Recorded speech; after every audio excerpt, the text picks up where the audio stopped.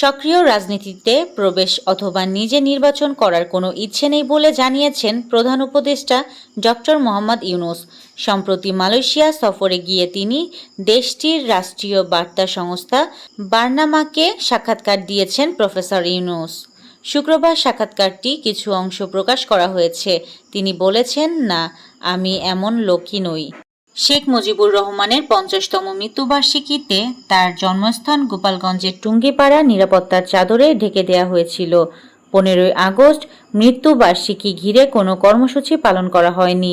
রাজধানীর ধানমন্ডির ৩২ নম্বর সড়কে পৌঁছানোর পর সবার আগে কানে ভেসে এলো ৩৬ জুলাই নাকি ৩৬ জুলাই গানের এই লাইন।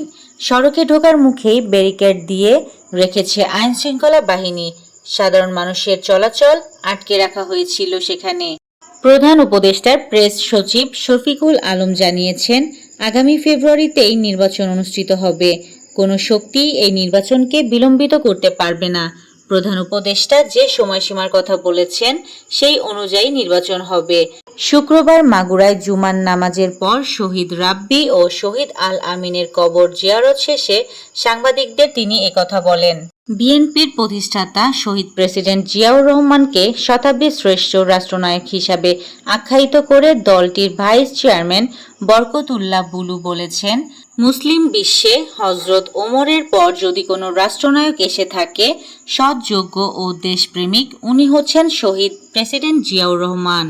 সাদা পাথর, মিল, উঠান, রান্নাঘরেও লুটের পাথর, মাটি খুঁড়ে উদ্ধার ৭ ট্রাক পাথর উদ্ধার করা হয়েছে বলে জানিয়েছেন জেলা প্রশাসনের নির্বাহী ম্যাজিস্ট্রেট মাহমুদ আশিক কবির।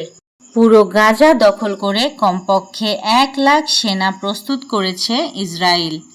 বার্তা সংস্থা আনাদোলুর প্রতিবেদনে বলা হয়েছে, ইসরায়েলি সেনাবাহিনী গাজা দখলের জন্য কমপক্ষে ৮০,০০০ থেকে ১ লাখ রিজার্ভ সেনা প্রস্তুত রাখার পরিকল্পনা করছে। পাকিস্তানের উত্তর পশ্চিমাঞ্চলীয় প্রদেশ খাইবার পাখতুনখোয়ায় ত্রাণ সামগ্রী বহনকারী একটি হেলিকপ্টার বিধ্বস্ত হয়েছে। এ ঘটনায় ২ পাইলট সহ ৫ জন নিহত হয়েছেন। শুক্রবার এক কর্মকর্তার বরাতে এ তথ্য জানিয়েছে পাকিস্তানের গণমাধ্যম ডন। প্রতিবেদনে বলা হয়, প্রাদেশিক সরকারের MI-17 হেলিকপ্টারটি খারাপ আবহাওয়ার কারণে সৃষ্ট ভারী বৃষ্টিপাতের কবলে পড়া এলাকায় ত্রাণ সামগ্রী বহন করছিল। এমন পরিস্থিতিতে বিধ্বস্ত হয় হেলিকপ্টারটি। কানাডার টিকিট না পাওয়ায় ৯ জনের নাম দিয়ে ৩ জন পাঠাচ্ছে বাংলাদেশ। এই ছিল আজকের শীর্ষ সংবাদ। ছিলাম আমি ইয়াসমিন আক্তার, সুরমা টিভি 24।